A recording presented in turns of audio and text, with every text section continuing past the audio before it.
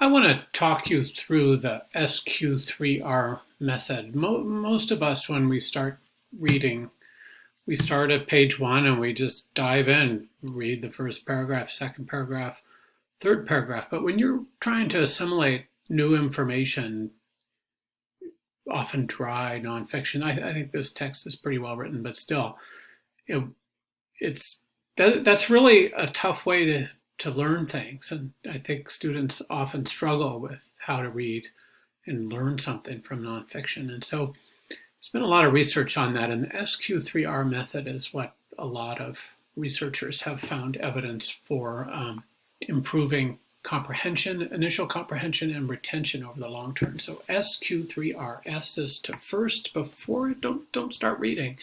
First scan the whole reading to get a sense of the arc of the narrative. And then still don't start reading. Go back through the reading and ask yourself questions and write a question down in your notes. So when you scan, you're writing each section heading down, and it's going to be a section of your notes. So maybe one side of one, I use a lot of scratch paper, so I can, if I don't fill up a page, no big deal, right? It's just scratch paper. I would write a heading on either each page or each half page and leave it blank. Then go back through and write a question about each section. And then, here we get to the 3 R's. Section by section, read the section.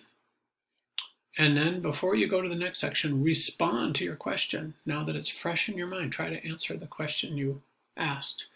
And then the 3rd R is review. When it comes time that you need to brush up on that information, go back over your notes and review your notes. Don't reread. Reread is one of the worst ways to study. Sure, review your notes. It's important both on the reading and on the material we've discussed in class, but most of your study time should be spent doing practice applications, going over the ones we've done in class and doing a couple more too. I'll put those in a study guide for you. All right, so how would we do this? All right, here's the first unit, Unit 1, Capitalist Revolution. Well, I'm just going to scroll down. This first section we know from the table of contents is an overview. So I'm gonna just put introduction. I'll type up a notes template for this first module and first unit, and then I'll have you do it yourself afterwards. So it'd be the introduction, and I don't think it's a bad thing. Textbooks. One reason why we like textbooks is they've done a lot of the processing for us. They've got big headings that you can see, and they've got pictures to try to help us understand.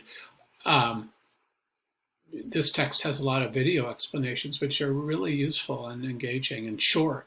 Unlike mine, tend to run closer to 15 minutes, but the videos they have are considerably shorter and help answer the question, why do I care? Why is this interesting? Anyway, here, how my question's going to be, how did capitalism revolutionize the way we live? So that's going to be my question. Obviously, in the introduction, I'm going to only be able to, I can't write and talk at the same time.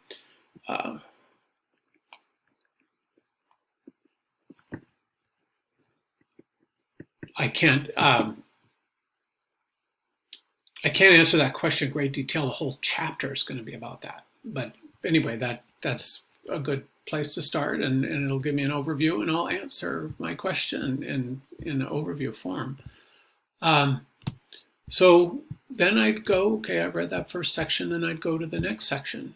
And again, just because the textbook has organized it for us, still mirror that organization in your notes. So we're going to talk about, we're going to start talking about how capitalism revolutionized the way we live by first observing that there's a lot of income inequality. And what do they mean by that, right? I've actually read this chapter several times, but you haven't, right? Income inequality. A question about that might be, do they mean income inequality across different countries, within a country, across time? What do they mean by that? So, that's a good question. I don't have the answer. I'm pretending I'm looking at it for the first time. But just what type of inequality across nations, within nations, across time, and what? Anyway, that's a question, and what that does, it triggers I'm curious. I want to know. So as I'm reading, I'm answering a question that I care about. So then I'm paying more attention, and having to answer it makes me look for the answer, which is a higher level of engagement. That seems to be the key to answering. Anyway, so I'm still scanning and questioning. Just as an aside, these exercises, don't worry about these as you work.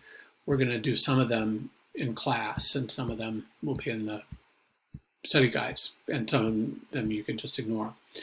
All right, so on we go. And then, I would have a different section of my notes, measuring income and living standards. I would say, well,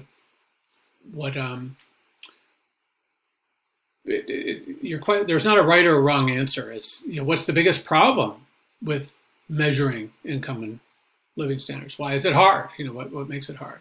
That'd be a fun question.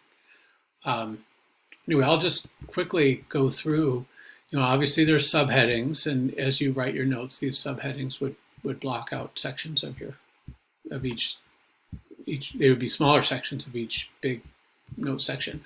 Let me point out these pink bordered questions. One thing we know improves retention is when students ask themselves questions and answer them. So they've got a lot of those study guides. What does UK GDP per capita measure? Okay, total output of London's economy. Well, some of these are not set that hard, right? The UK is not the same as London. The average disposable income of a UK resident? Well, maybe. Was disposable the same as GDP per capita? I haven't read it yet. So I would, these are supposed to be done at the end of your reading, not at the beginning. So anyway, do those. The Einstein sections there's some gray box sections that you do have to read, but the Einstein sections are really more advanced material that I'm not going to require of you. So don't worry about the Einstein sections. Anyway, on we would go. I'll have a notes template for you. The next area of the notes would be history's hockey stick, growth in income, and why a hockey stick?